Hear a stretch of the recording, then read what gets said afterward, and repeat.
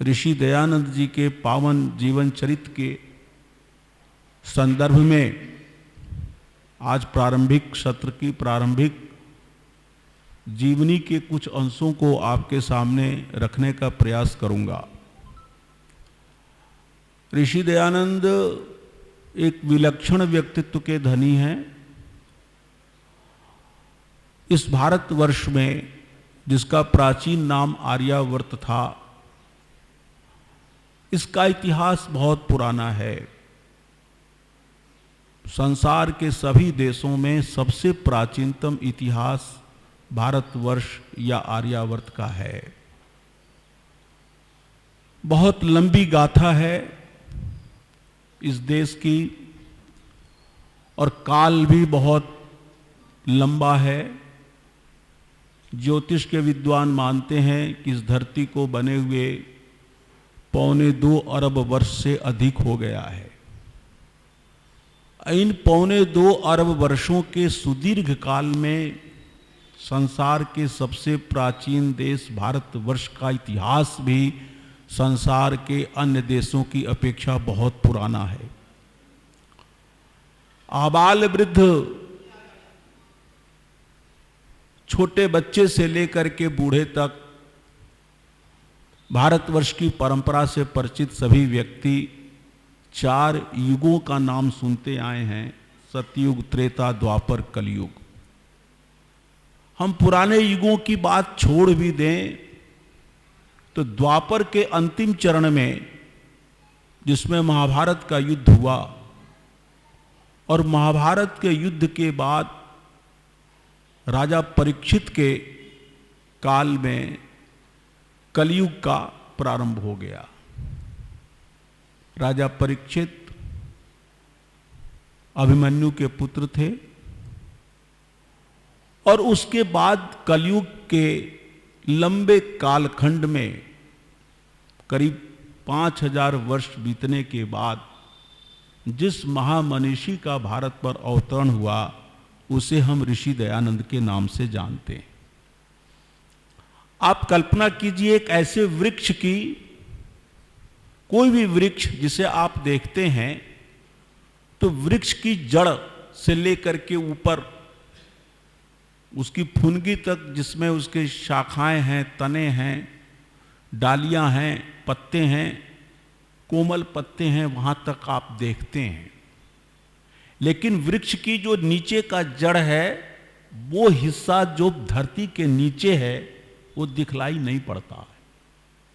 लेकिन सभी जानते हैं कि वो आधार है। वृक्ष के जो जड़ हैं, जो नीचे जितनी दूर तक फैले हुए हैं, जिस वृक्ष की जड़ें पृथ्वी के अंदर जितनी गहरी होती हैं, वो वृक्ष उतना ही ऊंचा होता है, वो वृक्ष उतना ही मजबूत होता है। इसी प्रकार ऋषि दयानंद के जीवन को आपको समझना होगा। हमें ऋषि दयानंद का जीवन उस क्षण से प्रारंभ हम करते हैं जिस क्षण उनका जन्म हुआ।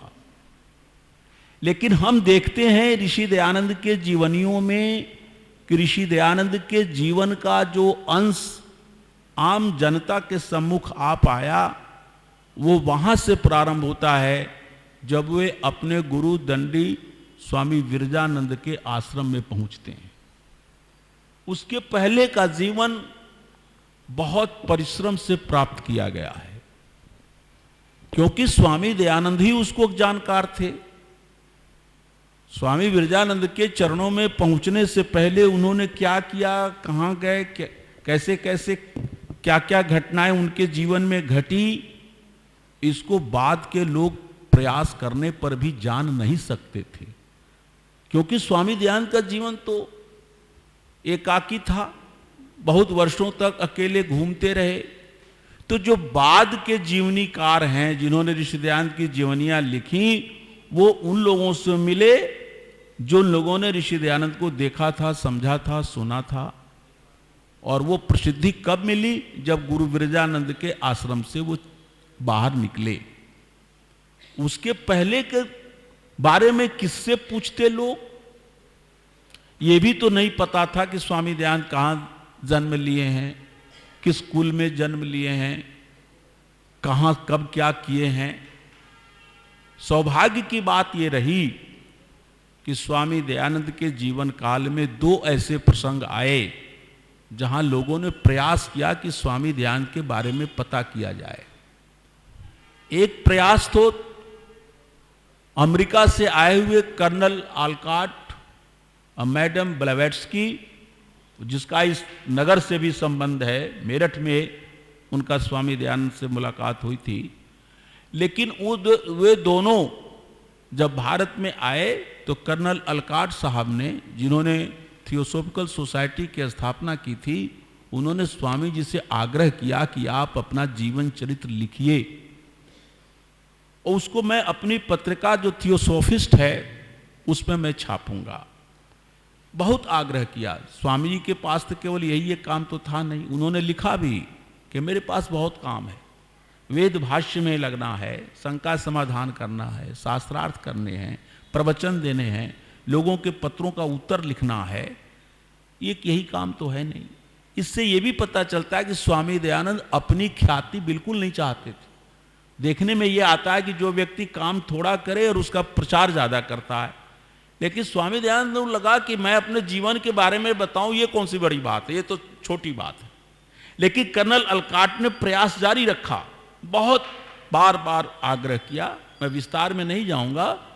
तो स्वामी दयानंद ने उसके आग्रह पर 3 किस्तों में 5-5 पेज के 5-5 पृष्ठों के 3 किस्तों में उन्होंने लिख करके उनके पास भेजा और उसका उन्होंने अनुवाद करा करके थियोसॉफिस्ट में 1879 और 1880 ईस्वी में उनके जीवन काल में ही उन 3 किस्तों को छपा दिया।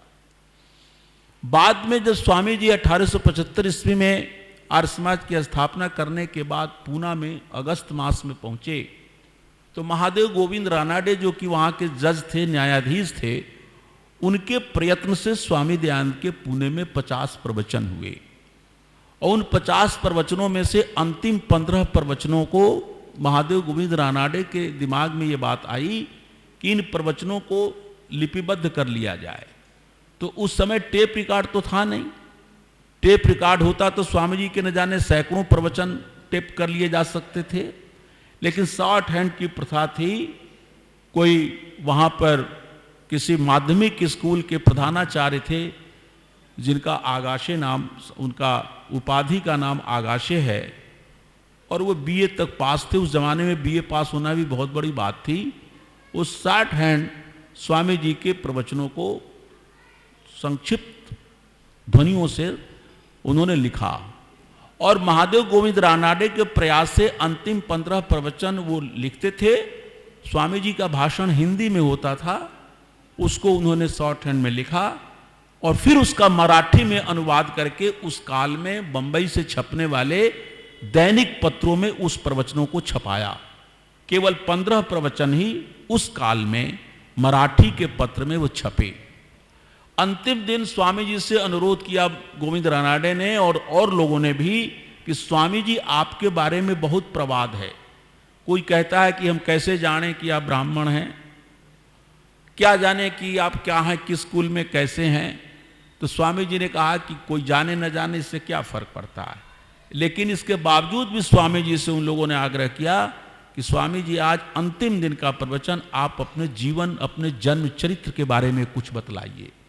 तो अति आग्रह के बाद, अत्याग्रह के बाद स्वामी जी ने पूना में अपने अंतिम प्रवचन, जो 15वां प्रवचन कहा जाता है, वैसे तो 50वां प्रवचन था, लेकिन वो अंतिम प्रवचन 4 अगस्त 1875 ईस्वी को स्वामी जी ने दिया और उसमें अपने जन्म से लेकर के और उस समय तक, जिस समय स्वामी जी भाषण दे रहे हैं, उस समय का विवरण अति संक्षेप में उन्होंने सुनाया। तो ये 2 ही उपादान हैं। उपादान मतलब हमारी सामग्री जो स्वामी दयानंद के प्रारंभिक जीवन के बारे में हमारे सामने आते हैं। आगे चल करके स्वामी जी के जीवन को लिखने के प्रयास जितना होना चाहिए था उतना नहीं हुआ, लेकिन इसके बावजूद भी स्वामी श्रद्धानंद जब महात्मा मुंशी राम थे तो उनके मस्तिष्क में आया कि जिस ऋषि ने इतनी बड़ी क्रांति की है, जिसके कारण सारे दुनिया के धर्माचार्य और सारे भारत में एक उथल पुथल मच गई है धार्मिक और सामाजिक जगत में, उस ऋषि का जीवन भी आना चाहिए। तो उस काल में उन्होंने पंडित लेखराम, धर्मवीर पंडित लेखराम को ये जिम्मेदारी सौंपी गई कि आप स्वामी दयानंद के जीवनी लिखो। जीवनी लिखने का मतलब खोज करो उनकी सामग्रियों को। आप आश्चर्यचकित हो जाएंगे कि पंडित लेखराम, जिनका जीवन स्वयं क्रांतिमय था, जो स्वयं ही आग के पुतले थे, सुबह से शाम तक उनको फुर्सत नहीं रहती थी शास्त्रार्थ करने से, प्रवचन देने की, यात्राएं करने की, आर्य समाज के सिद्धांतों को जन जन तक प्रसारित करने का जवाबदेही उनके ऊपर थी।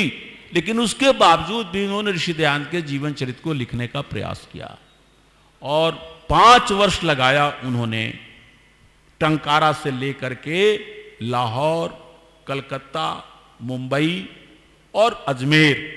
अब जहां जहां स्वामी दयानंद गए वहां वहां उन्होंने जा करके कई बार एक जगह पर गए और उस काल के लोगों से, जिन्होंने स्वामी दयानंद को देखा था, सुना था, उनसे पूछा, उनके नोट किए। जहां जहां गए वहां की अखबारों में जो रिपोर्टें छपी थी, उन रिपोर्टों के अखबारों की कतरनें इकट्ठी की और कैसे कैसे एक जीवनी लेखन भी एक कला है, ऐसे नहीं लिखा जाता। लेकिन लेखराम जी के अंदर बहुमुखी प्रतिभा के धनी व्यक्ति थे। उन्होंने 1000 से अधिक, छपने पर 1000, बिना छपे हुए लगभग 2500 पृष्ठ उन्होंने इकट्ठा किया स्वामी दयानंद के जीवन चरित्र के बारे में। और जब वो लिखने बैठे तो आप कहानी जानते हैं कि उसको जब रूप दे रहे थे, एक व्यवस्थित रूप, उसी समय 6 मार्च 1897 को एक दुष्ट यवन घातक ने विश्वासघात करके उनके अतड़ियों के अंदर अपने छुरे का प्रहार कर दिया। और केवल छुरा मारा ही नहीं, उसके अंदर छुरे को घुसेड़ करके उसको घुमा दिया। अतड़ियाँ कट गईं, 8 जगह से उनकी आंतें कट गई थी, 2 बड़े बड़े घाव थे। शाम के 6-7 बजे की घटना थी। रात के 2 बजे तक वो अचेत अवस्था में अस्पताल में थे। डॉक्टर 3 घंटे बाद डॉक्टर ने उसकी चिकित्सा शुरू की थी। उस समय उनको कोई चिंता नहीं थी, न अपने घर की, न अपने पुत्र की, न अपने माता की, न अपने पत्नी की। चिंता थी तो केवल ऋषि दयानंद की, फिक्र था तो आर्य समाज के प्रचार की। और वाणी से जो उच्चरित होता था वो ओम, हे परमात्मा तुम बड़े महान हो, ओम का जप, विश्वानी देव मंत्र, यही लेखराम। अंत में रात्रि में 2 बजे उन्होंने प्राण त्याग दिया। उनकी लिखित हुई सामग्री को मास्टर आत्माराम अमृतसरी, राजरत्न मास्टर आत्माराम अमृतसरी पंजाब के बहुत बड़े विद्वान भी थे, नेता भी थे। उनको संस्कृत, हिंदी, उर्दू, अंग्रेजी, ये 4 भाषाओं में महारत हासिल थी। इतने प्रशासनिक जानकारियों से युक्त थे कि उन्हें बड़ौदा नरेश ने अपने यहाँ उनको दीवान बनाया था। उनकी सिफारिश पर डॉक्टर भीमराव साहब अंबेडकर साहब, जो दलित वर्ग में पैदा होने वाले व्यक्ति को उस काल में कौन पढ़ाता, और फिर विदेश की पढ़ाई, उनके पिताजी की हिम्मत नहीं थी। केवल राजरत्न मास्टर आत्माराम अमृतसरी की सिफारिश पर बड़ौदा नरेश ने छात्रवृत्ति दी, जिसके बल पर वो विदेश में पढ़ने गए। उस राजरत्न मास्टर आत्माराम अमृतसरी ने स्वामी श्रद्धानंद के अनुरोध पर उन बेतरतीब फैले हुए 2500-3 हजार के पृष्ठों को एक व्यवस्थित रूप दे करके उसको छापा। वो प्रथम जीवन चरित्र है जो पंडित लेखराम का लिखा गया है। उर्दू में लिखा गया था और बहुत दिनों तक वो उर्दू में ही रहा। बहुत बाद में आर्य समाज की स्थापना की शताब्दी के अवसर पर 1975 ईस्वी में आर्य साहित्य प्रचार ट्रस्ट के मालिक श्री दीपचंद आर्य ने कविराज रघुनंदन सिंह निर्मल के द्वारा उसका विस्तृत अनुवाद करके वो हिंदी में वो स्वामी दयानंद का जीवन चरित्र सामने आ पाया। एक प्रयास था। दूसरा प्रयास था, एक बंगाली सज्जन थे, साहित्यकार थे, उपन्यासकार थे, कथाकार थे। बंगाली भाषा का लालित्य उनके लेखनी की विशेषता थी। ब्राह्म समाज के अनुयायी थे। उनका नाम था पंडित देवेंद्र नाथ मुखोपाध्याय। ब्राह्म समाज के अनुयायी होने के नाते भारत में प्रचलित रूढ़ियों को, रीति रिवाजों को, पाखंडों को, अंधविश्वासों से मुक्त हो चुके थे। लेकिन उन्होंने राजा राम मोहन राय के जीवन चरित्र को बहुत नज़दीकी से देखा था। उनको लगा कि राजा राम मोहन राय जो काम करना चाहते थे वो कार्य ठीक से नहीं हो पा रहा है। शायद उसी समय उन्होंने अपने जीवन के पूर्वार्ध में ही दयानंद सरस्वती का नाम सुना, उनके बारे में जानकारियां प्राप्त की और तब वो आश्चर्यचकित और चमत्कृत हो गए। उनको लगा कि जो वैशिष्ट्य राजा राम मोहन राय के जीवन में नहीं है वो सारी चीजें स्वामी दयानंद के जीवन में दिखलाई पड़ती है। राजा राम मोहन राय, राजा शब्द से आप मत समझिएगा कि कोई क्षत्रिय थे, वो ब्राह्मण कुल में पैदा हुए थे। राजा उनकी उपाधि थी। अरबी, फारसी, उर्दू, अंग्रेजी के विद्वान थे। संस्कृत पढ़ने के लिए बनारस आए, संस्कृत पढ़ी, वेदांत ग्रंथ पढ़े और फिर उन्होंने देखा कि हिंदू समाज के पतन का सबसे बड़ा कारण यह है कि हिंदू समाज अपनी धार्मिक ग्रंथों की मान्यताओं से बहुत दूर चला गया है। वेदांत को पढ़ने से, उपनिषद के पढ़ने से उनके पता चला कि जिस मूर्ति पूजा का भारतवर्ष में इतना प्रचार है, हिंदू होने का मतलब ही मूर्ति पूजक है, उस मूर्ति पूजा का तो कहीं लवलेश भी नहीं है उपनिषदों के अंदर, कहीं उसका वर्णन ही नहीं है वेदांत शास्त्र के अंदर। इसलिए उन्होंने ब्राह्म समाज की स्थापना की। वास्तविक ब्रह्म की किस प्रकार पूजा पद्धति की जाए, इसके लिए अनुष्ठान पद्धति का निर्माण उनके शिष्य पंडित देवेंद्रनाथ ठाकुर ने, जो रविन्द्रनाथ ठाकुर के पिता थे, उन्होंने निर्माण किया और ब्राह्म समाज की स्थापना 1828 ईस्वी में उन्होंने बंगाल में की थी। लेकिन राजा राम मोहन राय अपने पिता के द्वारा, अपने समाज के द्वारा बहुत उपेक्षित थे और इस कारण उनको भागकर कलकत्ता आना पड़ा था। मुसलमानों ने उनके खिलाफ ऐसा बवाल मचाया था कि आगे चल करके उन्होंने अपनी सुरक्षा के प्रयास किए।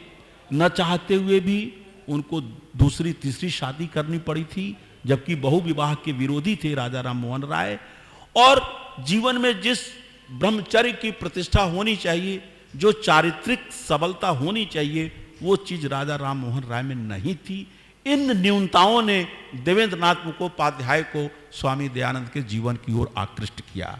देवेंद्रनाथ बाबू ने लिखा है कि मैंने चारों ओर दृष्टि फेरी, समकालीन भारतवर्ष में केवल एक व्यक्ति महनीय व्यक्तित्व का धनी प्रतीत हुआ, वे स्वामी दयानंद थे और उनकी 4 ऐसी विशेषताएं थी जिस पर मंत्रमुग्ध हो गए देवेंद्रनाथ मुखोपाध्याय। पहली बात थी कि आर्ष विद्या का पुनर्प्रतिष्ठापक। ऋषि मुनियों का देश था ये, तो सभी जानते हैं। ऋषि व्यास, जैमिनी, कपिल, कणाद, गौतम, इन ऋषियों का नाम हम सुनते हैं। वाल्मीकि जिन्होंने रामायण लिखे, व्यास जी जिन्होंने महाभारत की रचना की, याज्ञवल्क ऋषि जिन्होंने वेदों की व्याख्या ब्राह्मण ग्रंथों के रूप में की। पता नहीं इस देश में हजारों लाखों ऋषि हो गए, उन ऋषियों के ग्रंथ का नामो निशान मिटा तो नहीं था, लेकिन कोई भी व्यक्ति पढ़ने वाला नहीं था। सर्वत्र अनार्ष विद्या का प्रचार था, चारों ओर अंधकार फैला हुआ था। पंडित इंद्र विद्या वाचस्पति ने, जो स्वामी श्रद्धानंद के यशस्वी पुत्र थे, उन्होंने एक 1880 ईस्वी में एक पुस्तक आर्य दर्पण पत्रिका निकलती थी, उस आर्य दर्पण पत्रिका से एक नोट उद्धृत किया है स्वामी दयानंद की स्वलिखित जीवनी में। इससे आप अंदाजा लगा सकते हैं कि भारतवर्ष ऋषियों का देश होने के बावजूद एक वैदिक धर्म के स्थान पर कितने मतमतांतर थे। वो मतमतांतरों की संख्या हजारों में थी, लेकिन इंद्र जी ने केवल 3 जो संप्रदाय थे, जो हिंदुओं के बड़े पुराने संप्रदाय चले आ रहे थे, पुराने का मतलब महाभारत के पहले का नहीं, महाभारत के बाद हिंदू समाज वैदिक धर्म को छोड़कर शैव, शाक्त और वैष्णव, इन 3 संप्रदायों में विभक्त हो चुका था। इन शैव, शाक्त और वैष्णवों की कितनी शाखाएं थी, इसकी एक सूची छपी थी आर्य दर्पण में 1880 ईस्वी में। उसको इंद्र जी ने कोट किया है। मैं आपके सामने इसको रखना चाहता हूं, जिससे आप अनुमान लगा सकते हैं कि हिंदू धर्म कितना विभाजित हो चुका था। कहने को देश में 32 करोड़ की आबादी थी स्वामी दयानंद के समय। उन 32 करोड़ में भी करीब 7-8 करोड़ के लोग मुस्लिम हो चुके थे, कुछ लाख लोग ईसाई हो चुके थे। उन 25 करोड़ 22 करोड़ के लगभग 22 से 25 करोड़ के बीच में हिंदुओं के मुख्य 3 संप्रदाय कितने भागों में विभाजित थे, इसका आप अनुमान लगाइए। जो संप्रदाय हैं वैष्णवों के, उसके 20 संप्रदाय थे। श्री संप्रदाय, वल्लभाचारी, मध्वाचारी, सनकादिक संप्रदाय जिसको निमावत कहा जाता था, रामानंदी या रामावत, राधा वल्लभी, नित्यानंदी, कबीरपंथी, खाकी, मलूकदासी, दादूपंथी, रामदासी, सेनाई, मीरोबाई, सखी भाव, चरणादासी, हरिश्चंद्री, साधनापंथी, माधवी, वैरागी और नागे, ये 20 संप्रदाय में वैष्णव विभक्त थे। शैवों के 7 बड़े संप्रदाय थे। सन्यासी, दंडी, ये जो सन्यासियों का जो 10 भाग हैं ये शैव संप्रदाय के हैं। दूसरे योगी, तीसरे जंगम, उखी मठ का जो सारा वहाँ पुजारी वर्ग था, साधु वर्ग था शैव के, वो सब जंगम सन्यासी विचारधारा के सन्यासी थे। ऊर्ध्वबाहु, गूदड़, रूखड़ और कड़ालिंगी, ये शैवों के संप्रदाय 7 संप्रदाय थे। और 14 संप्रदाय शाक्त मतानुयायियों के थे। दक्षिणाचारी, वामी, कांचेलिये, करारी, अघोरी, गाणपत्य, सौरपत्य, नानकपंथी, बाबा लालो, प्राणनाथी, साध, संतनामी, शिवनारायणी, शून्यवादी। मैं ये उदाहरण केवल इसलिए सुनाया हूं कि आप समझ सकते हैं कि हिंदू धर्म कितना विशृंखलित हो चुका था, कितने छोटे छोटे टुकड़ों में बंट गया था, कितने इनके पंथ के साधु लोग, महात्मा लोग, पंडित लोग, पुजारी लोग अपने अपने दड़बे में, छोटे छोटे संघों में हिंदुओं समाज को बांट चुके थे।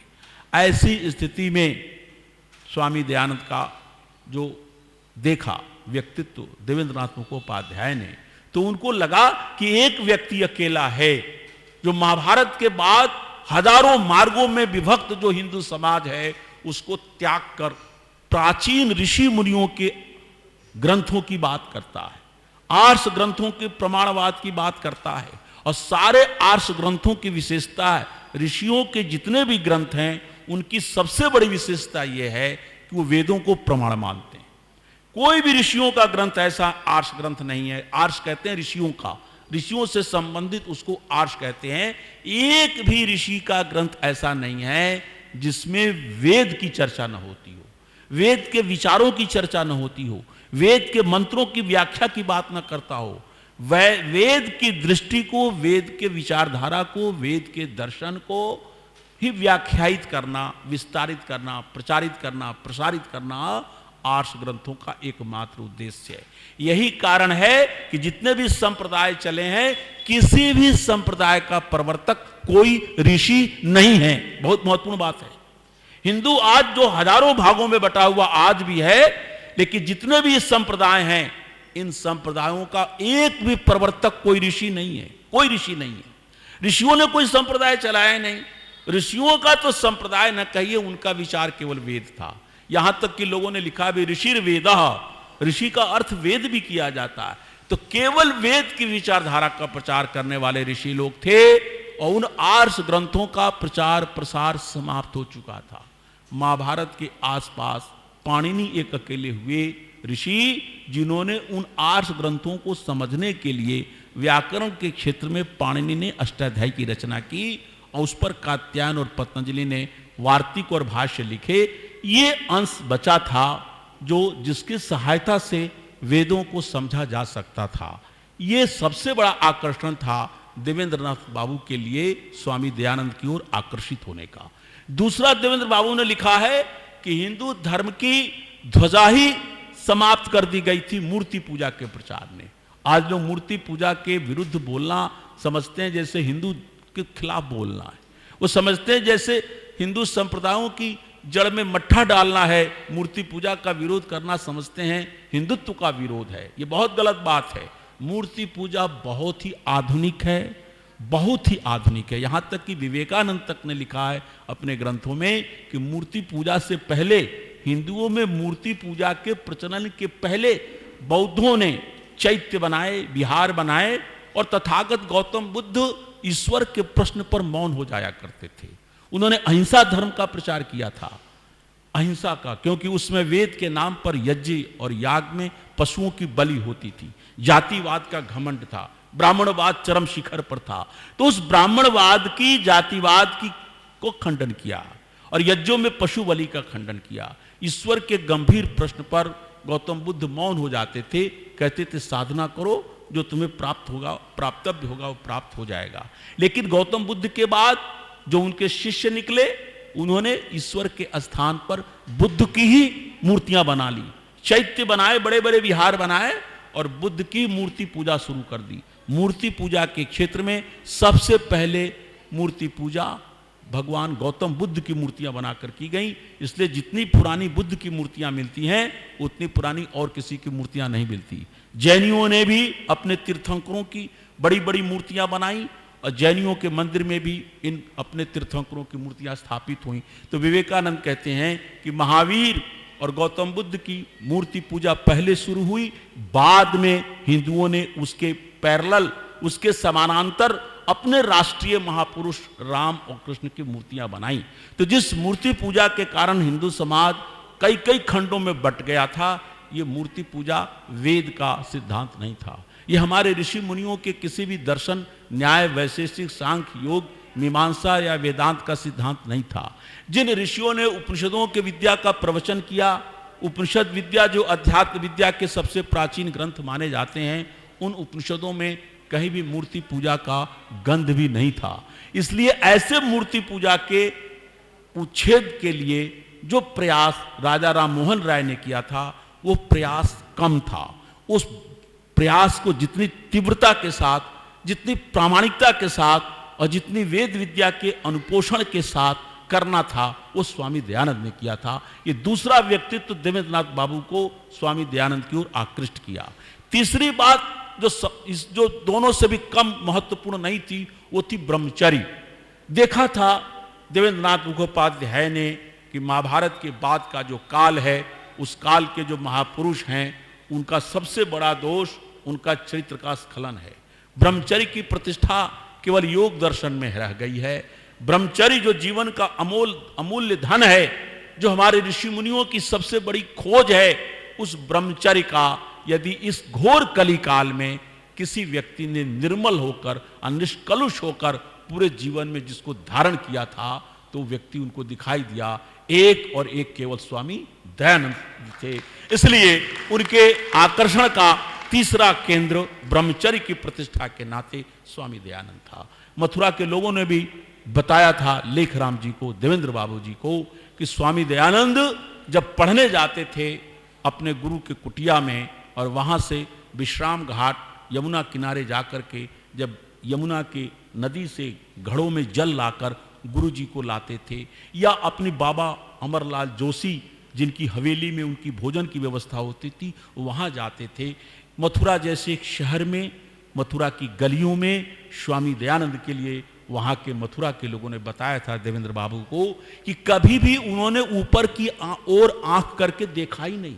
शहर में चलते समय नीचे सिर करके वो चलते थे। समाधि लगाने के लिए, संध्या लगाने के लिए वो बहुत दूर यमुना के किनारे जाकर, जहाँ जनता का कोई संस्पर्श न हो, वहाँ वो समाधि लगाया करते थे। उनका निर्मल ब्रह्मचर्य, उनकी 6 फुट से ऊंची काया, ब्रह्मचर्य से प्रदीप्त ललाट, मुखमंडल, सुपुष्ट भुजाएं, चौड़ी जांघें और उदर बिल्कुल छिटका हुआ नहीं, एक ऐसा व्यक्तित्व था जो उस समय करोड़ों लोगों में सबसे निराला व्यक्तित्व स्वामी दयानंद का।